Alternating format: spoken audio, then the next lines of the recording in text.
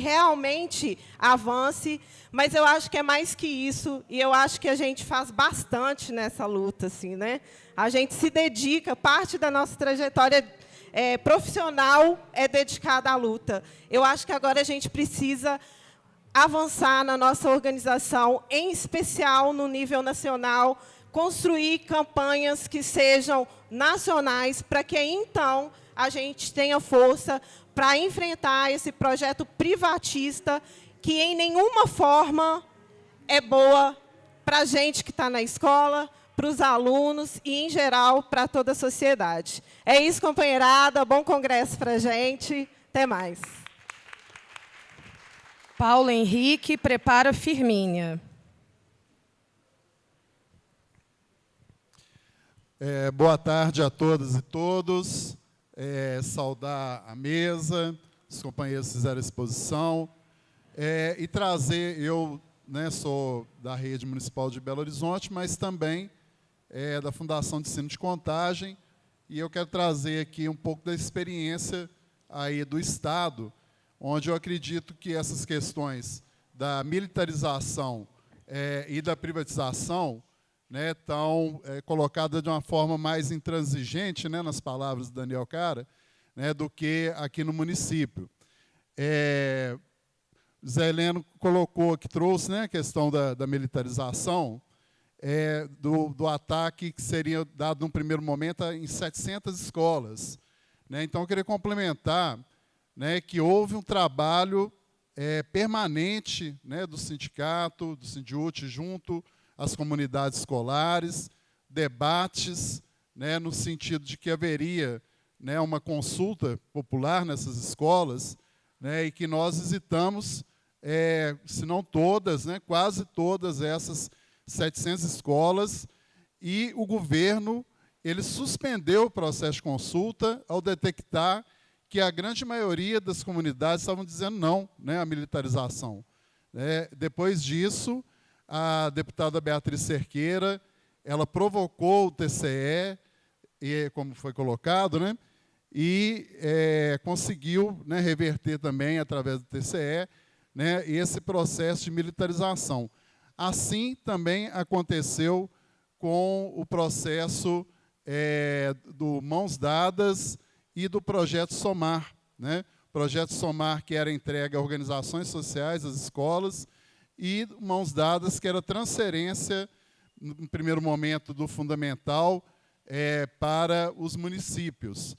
Então, também, essa dobradinha, vamos dizer assim, da ação sindical e também do mandato da deputada Beatriz Cerqueira, que é presidenta da Comissão de Educação aqui em Minas Gerais, acionando o Tribunal de Contas do Estado, nós conseguimos criar um nível de consciência na comunidade e, paralelo a isso, impedir, demonstrar o dano que traria ao Estado de Minas Gerais todos esses processos de militarização e de privatização que estavam acontecendo. Então, a minha fala nesse momento é para trazer um pouco aí das experiências no Estado, e para nos preparar, principalmente com relação ao Mãos Dadas. Nós estamos com um novo prefeito, os Mãos Dadas estão suspensos, mas pode acontecer também no município de Belo Horizonte. E se vierem novas escolas do Estado para a responsabilidade do município, isso pode trazer uma precarização. Inclusive, uma das conquistas foi colocada aqui, é que nós temos um quadro de docentes que é 100% concursado, e nas outras vezes não é. E ficará difícil de resistir num processo de assimilação de outras escolas do município. Obrigado. Firmínia prepara Tiago.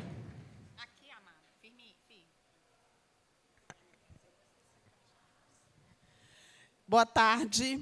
Para quem não estava aqui mais cedo, meu nome é Firmínia, eu sou da Escola Municipal Oswaldo Cruz, sou professora de História e também sou do coletivo Fortalecer.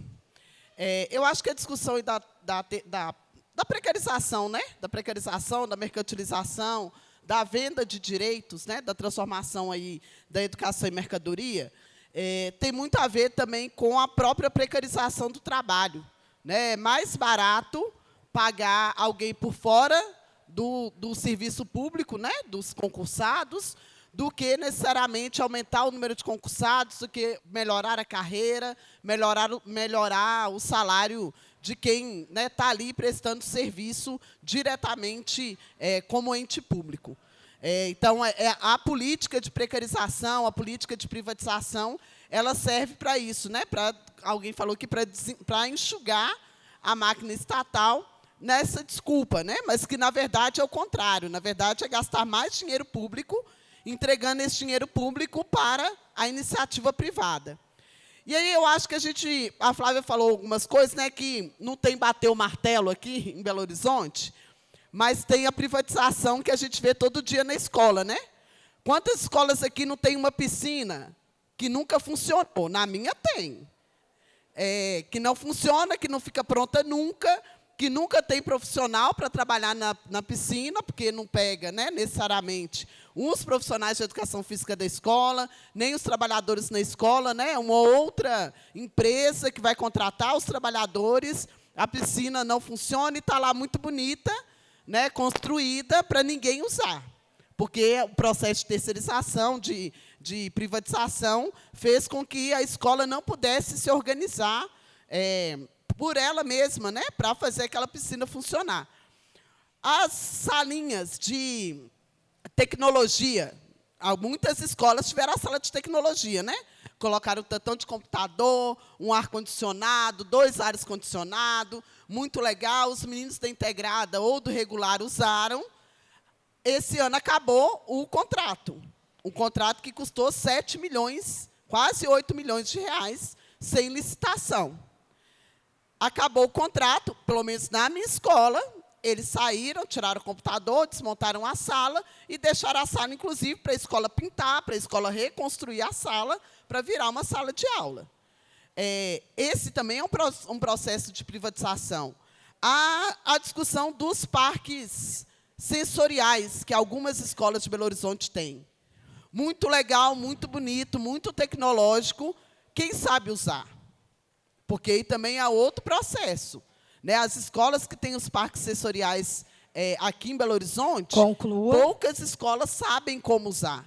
E aí, só para concluir mesmo, porque é muito interessante fazer todo um processo que não passa pelos concursados, né, da rede, um negócio do IPTEC, por exemplo, dos computadores. Contratou um pedagogo, contratou um professor de matemática ou física, mas não usava os professores, os pedagogos, professores da própria rede, né?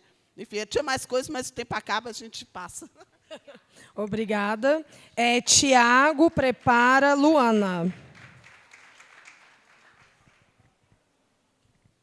Boa tarde à mesa, boa tarde a todo mundo. Boa tarde, professor Daniel Cara.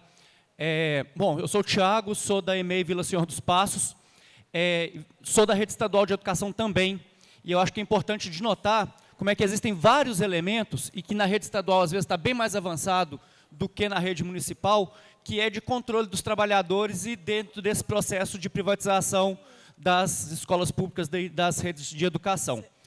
Denúncia, por exemplo, a gente pode pegar o Diário Digital do Estado, e como é que ele serve como um elemento de monitoramento muito profundo do trabalho dos professores, né, e de alimentação da base de dados dessas fundações que, no final das contas, quer mesmo nos oprimir e destruir. Só para vocês terem uma ideia, gente, o Diário Digital do Estado, quando você preenche ele, de modo imediato, ele alimenta a base de dados, por exemplo, da Fundação Itaú Unibanco. Então, antes de ser funcionário do Estado, a gente está sendo funcionário das fundações e não está sendo sequer pago por isso, muito antes pelo contrário. E esse processo, pouco a pouco, lentamente, mas ele vem tomando conta também da rede municipal de educação. Então, não tenham dúvidas. Esses processos que dizem facilitar nosso trabalho, que dizem tranquilizar nosso processo, digitalizar os processos, eles vêm no sentido de fazer com que haja um maior monitoramento e um aprofundamento desse monitoramento em cima da gente, em cima de políticas que são privatistas. A outra coisa que eu queria falar também é como que a gente tem que tomar cuidado com, por exemplo, sobre os poderes políticos. Em que sentido que eu estou dizendo isso? Porque a gente pode olhar, o governo Lula e os outros governos, tirando da Dilma, não são iguais ao governo Bolsonaro. Ninguém pode falar isso, correto? Mas, estruturalmente, vai na mesma linha. Porque, tenebrosamente, quando a gente viu a reforma da Previdência, a gente barrou uma reforma da Previdência durante o governo Fernando Henrique Cardoso. Aonde foi que ela passou? No governo Lula. E o que é o problema quando a gente cai nessa falácia de pegar e de que não pode fazer uma crítica à esquerda do governo Lula, porque senão a direita volta? Porque as mesmas reformas que nos destroem, que nos precarizam, têm passado. E a gente cai num outro papo furado, que é dizer o seguinte: ah, não, Deus é bom e o capeta é ruim. Ah, então o governo é bom, mas o Congresso é ruim. E isso acaba forçando o governo a certas reformas que ele não gostaria, mas que ele faz. E o problema é que, quando isso acontece, as grandes centrais sindicais não vão para a rua, não se mobilizam. Por exemplo, na semana que vem, nós vamos ter o ato contra a reforma administrativa, e as grandes centrais sindicais do país não estão se mobilizando tenazmente para isso. Era hora da gente estar parando tudo, absolutamente tudo, para poder barrar essa reforma. Mas aí, de novo, né, se a gente bate muito forte no governo Lula, aí a direita volta, então a gente é melhor perder os nossos direitos do que fazer uma crítica à esquerda. Então nós temos que tomar muito cuidado com isso, porque senão isso vai dar muito errado para o nosso lado. Tá bom? Então, eu acho que muito basicamente é isso que eu gostaria de falar, e agradeço o espaço. Obrigada. Luana, prepara Malu.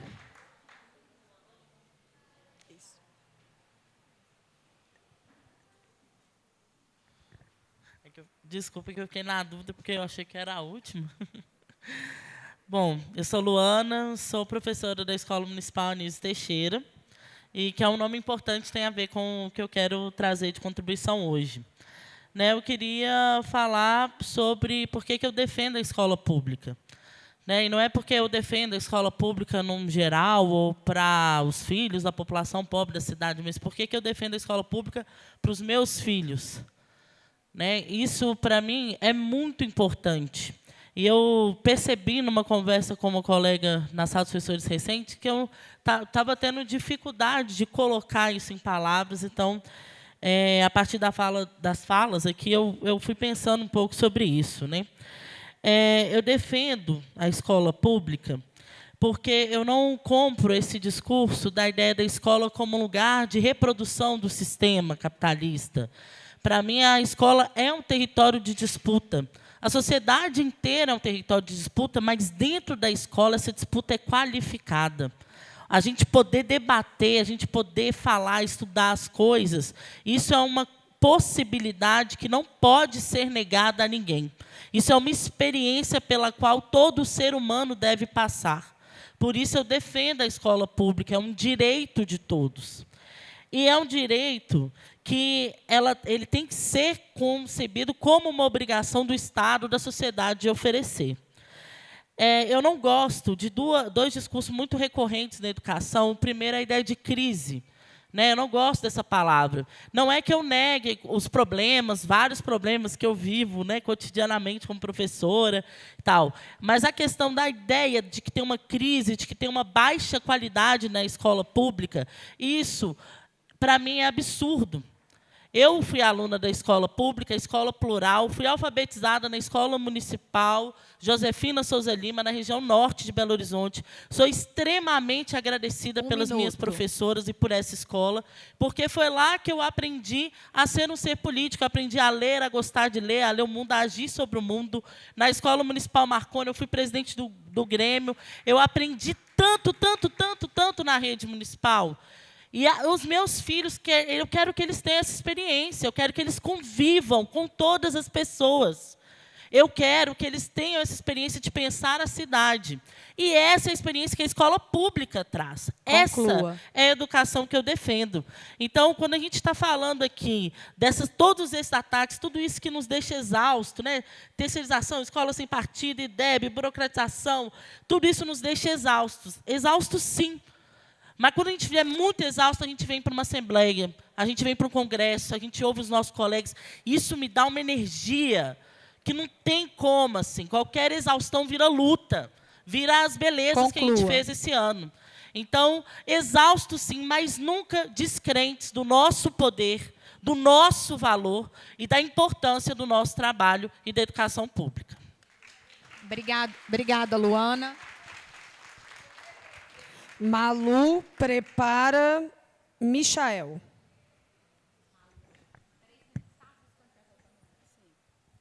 Boa tarde, gente. Meu nome é Maria Lúcia, eu sou conhecida como Malu. Eu trabalho terceirizada como apoio educando na Escola Paulo Mendes Campos, na Zona Sul. E eu agradeço muito a Luana pela bela fala que ela teve de defesa da escola pública. Agradeço à mesa a oportunidade. Mas eu queria lembrar aqui, que até agora ninguém lembrou, porque os nossos debates estão muito bons, toda a prática está excelente, mas acontece que, em vários momentos, se falou dos profissionais da educação, sem lembrar que, dentro das escolas, existem outros profissionais que defendem a escola pública, que defendem a educação e que dela necessitam, que são os profissionais que hoje estão terceirizados. Ocorre que, quando, há muito tempo, começou a terceirização na escola pública municipal, e na estadual já existe há muito tempo também, com os caixas escolares, as pessoas foram normalizando isso. E ficou tão normalizado que hoje a gente faz, todos os anos, ao invés de fazer uma pauta salarial, em que a gente pede, em que a gente peça para todos que haja concurso público, nós paramos de lutar por isso. Ficou tão normalizado que a gente continua fazendo pautas salariais diferentes umas das outras. Assim como, dentro da própria escola, há uma divisão de professores. A educação infantil não pauta junto com os professores da educação do ensino fundamental. O Fundamental 1 não pauta junto com o Fundamental 2. Por que essa divisão dentro da própria escola? Há necessidade de que a luta seja de todos. Nós temos, sim, Flávia, eu concordo com você, que a luta é contra o capitalismo. E contra o capitalismo tem que ser pauta de todos. Não é pauta só do professor do ensino fundamental 2, ou do ensino fundamental 1, ou da educação infantil, ou dos terceirizados. É uma pauta de todas as pessoas que trabalham pela educação, que defendem uma educação pública de qualidade e que dela dependem para sobreviver, para aprender, para fazer a luta, como disse bem aqui a Luana. Eu aprendi isso na escola pública. E eu faço a luta e eu trabalho numa escola pública hoje, depois de ter passado muitos anos em outra profissão. E eu vejo que essa divisão faz com que a luta seja inócua. E, por isso, vão normalizando coisas dentro da educação. Conclua. Vão normalizando a privatização, assim como a terceirização está tão normalizada dentro da escola pública. Eu agradeço muito a oportunidade de ter falado.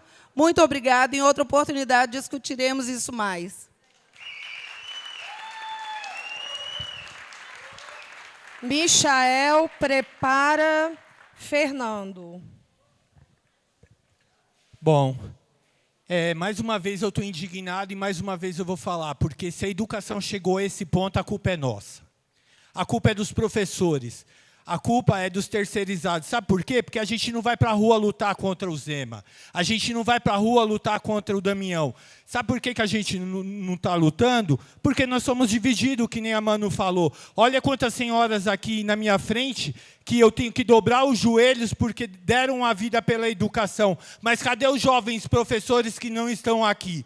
Cadê as pessoas mais novas que não estão aqui lutando? Precisa uma senhora de cabelo branco estar lutando contra o Zema. Isso é uma pouca vergonha. Na mesa não tem terceirizado. Sabe por quê? Porque o pessoal da MGS é covarde, não tem coragem de vir aqui lutar pela educação. Sabe por que estão terceirizando a nossa educação? Porque é mais fácil não fazer a mente pensante, uma mente crítica, porque essa mente crítica vai ser uma mão de obra barata. E mão de obra barata não valoriza a educação. Nós somos governados por jumentos para sermos burros na sociedade. E isso a gente tem que lutar sim, porque eu estou cansado de ser governado pelo Zema. O Zema não é um cara que come banana. O Zema é um especialista em escravizar os professores. E os professores ficam se dividindo entre si, quando deveriam estar unidos. Não tem mais essa de que eu sou professor da escola infantil. Não, somos todos vocacionados à educação. Quem não é vocacionado à educação não deveria nem ter ido para uma academia. Porque a academia é lugar de ensinar, de fazer uma sociedade melhor. Então, se não tem essa vocação, vai fazer qualquer outra coisa. Então, se nós somos dominados pelo Zema, sabe? É porque nós deixamos o Zema nos dominar. Se a gente ir para a rua, a gente faz diferença. A gente só vai mudar quando nós formos diferentes. Quando a gente for unido. Vou concluir dizendo assim, que professor é a profissão mais sagrada nessa terra, mais sagrada. E para vocês eu fiz esse gesto lá e vou fazer aqui de novo. Enquanto a gente não for para a rua e se ajoelhar diante dos educadores e da educação e não lutarmos por ela, a gente só vai fazer congresso. Só congresso. A gente vai vir aqui discutir e dizer que é bonito. Mas o dia que a gente sair para a rua e lutar contra esses governos fascistas, fantoches, seja do Lula ou de qualquer outro imbecil que chegou no poder, a gente vai mudar. Desculpa a fala agressiva, porque a educação pede urgência. Obrigada. Fernando, prepare Stephanie.